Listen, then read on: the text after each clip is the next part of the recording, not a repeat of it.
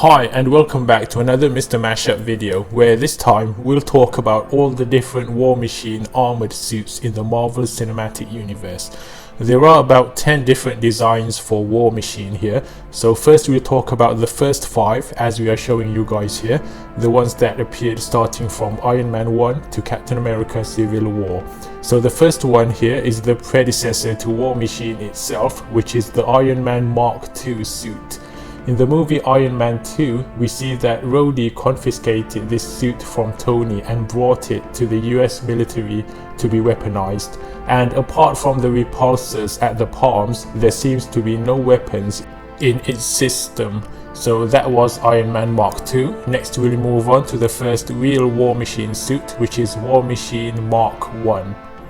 It's basically a heavily modified version of Iron Man Mach 2 with weapons and armor additions, the obvious one being the minigun attached to its back. And as seen in the movie Iron Man 2, the variety of firearms here were provided by Hammer Industries, including the overrated ex-wife missile that turned out to be a dud. So we are done with War Machine Mach 1, let's move on to War Machine Mach 2. This is the first War Machine suit that Tony Stark developed exclusively for his pal Rhodey, and we see Tony presenting it to Rhodey in the Iron Man 3 prequel comic. A noticeable feature would be the twin-barreled machine gun mounted on its back, and we see it in action fighting Ultron minions in the movie Avengers Age of Ultron.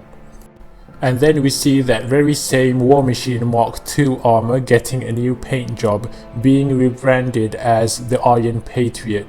This happened during the events of Iron Man 3, where it was repainted in the motif of the American flag in a design similar to Captain America's costume.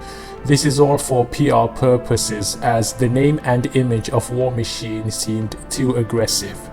Moving on, we've got the War Machine Mach 3 as seen in Captain America Civil War, the one Rhodey wore when he got his crippling injury. It's significantly bulkier than Mach 2, but with more firepower and better flexibility. There's a melee weapon, the War Hammer, and there's now a 4-barreled machine gun on its back. There's even a sonic cannon that delivers high-frequency pulses.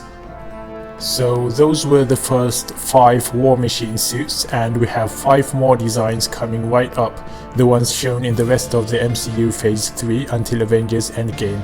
We'll talk about all of these 5 in detail. So the next one is War Machine Mach 4 in Avengers Infinity War. This is the first suit designed following Rhodey's injury, following his paralysis. It comes with a built-in walking aid and is significantly more armored around the torso area and lower back to provide more protection there. And as seen in the Battle of Wakanda, it is extremely packed with machine guns and missile launchers all over it. So the next one would be War Machine Mach 5. Unfortunately, this is the only War Machine armor to not make an appearance on screen. The suit was made and used sometime during the 5 years following the snap, and according to officially released artworks, we see that it is visually similar to the Mach 4 armor that we just mentioned, and it is presumed to have all the features of Mach 4, more or less. And then there's the War Machine Mach 6, seen in Avengers Endgame following the 5-year time skip. It was the one used during the time heist mission to get the Power Stone. We don't really see much of it in action other than knocking out Star-Lord, so it must be pretty powerful considering Star-Lord's thick skull. Now the next one is actually an upgraded version of Mach 6, which is the matching quantum time travel suits that all of the remaining Avengers got. But in War Machine's case, the nanotech suit was layered over his Mach 6 armor. Its features include immediate materialization around the user, size manipulation, and a time-space GPS for accurate displacement through time and space.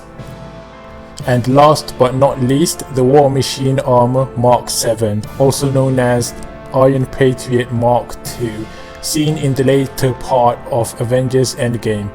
This suit is much larger and bulkier than all of its predecessors, with a red and blue color scheme. It was stored in the new Avengers facility until it was used during the battle for Earth. It is extremely heavily weaponized like crazy, the obvious weapons being the dual double-barreled back cannons and bomb dispensers kept in both thighs.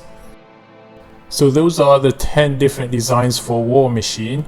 Next is an extra mention of Rhodey's advanced leg braces, or what I would call the Walk Machine Mark 1. These are the prosthetics that Tony Stark developed for him following his crippling injuries in Civil War, and following a certain period of rehab and training, we see that he is now capable of walking around like a normal person using the Walk Machine, but it's uncertain about his control of his, wank machine. But some believe that he has actually been indirectly bragging about its size, so it should be okay. These two still have hope.